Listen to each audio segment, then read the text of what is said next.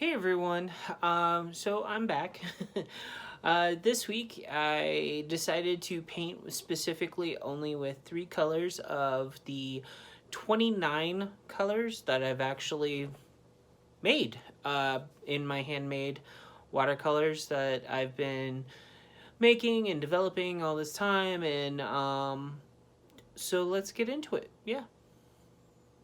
So the one thing that I want to say is I'm speeding up this video because, well, it is like 2 hours worth of stuff, and I don't think you want to sit here and have me like do 2 hours worth of things. Anyways, so I have 29 official colors that I've actually made. I am laying them all out right here. Some of them, only 2 of them are metallic. The rest of them are all normal earth base or pigment base that basically has a variation. I have few greens, few blues, many reds and browns, and I specifically made bases for skin tone as well. I have been enjoying making these so far, and I have a pinkish pink as well, but I don't know if I will be selling that one because there's a lot of people who have done that. Anyways, I'm numbering them right then and there because I basically, today's like little exercise of the drawing that I'm going to be doing after I swatched, I took the 3 colors that my husband said that he wanted to have me use, and then I asked him for a prompt and he gave me a swamp fairy. Instead I did a river fairy, but yeah, I'm just doing a little doodle of like, you know, what he said right there. And then I basically am just going to continue doing the doodle until I'm happy that I have like a good idea, rough idea of what I want to do. And then I did use the 3 colors in the like little sketch thing so that I can do that. The sketchbook that I'm actually using in this is one I got from Amazon. And it was like $14.99, I think. I really like it. I've been enjoying it. So I need to figure out what company it is, or I will, you know what, just look below for the link if you're interested in the notebook I'm using. Anyways, so once I did that, I decided, well, maybe that's not what I want to do, and so I decided to draw like a little face, like maybe just like a fairy head, mythological being. But then I was like, he's too angry, and then I was like, yeah, nope, don't second guess this. Me taping off like a little border, and actually taking the rough idea and turning it into a better idea. You'll have to excuse me. It's going to take me a little bit to get back into the swing of remembering how to draw for videos. I've been trying to make sure that my head is not in the camera. And when I'm not...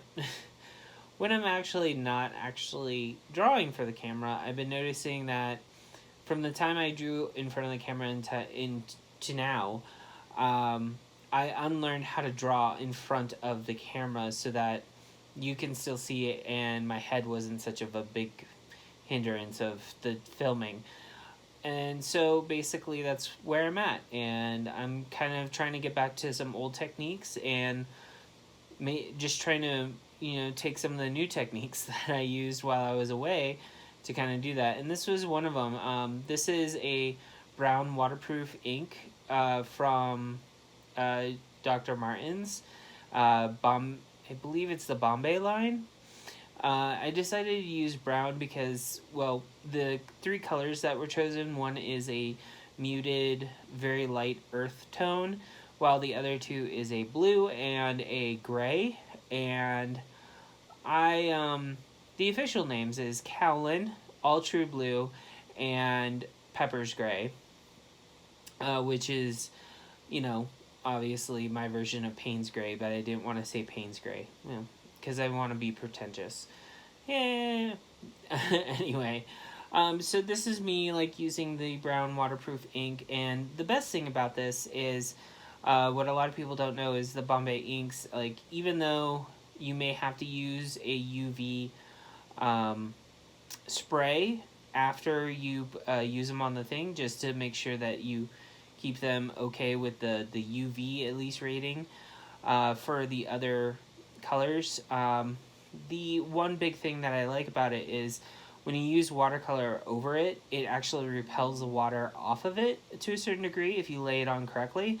And it kind of goes onto the paper at that point, and it helps emphasize that the lines are not going to be disrupted or like put under like a weird fog from the pigments in the actual painting process. And I really do enjoy that because it means that I can kind of make the lines exactly, and I don't have to worry about having to go back in and deepening the lines or going over the lines in a manner that I, you know, don't like.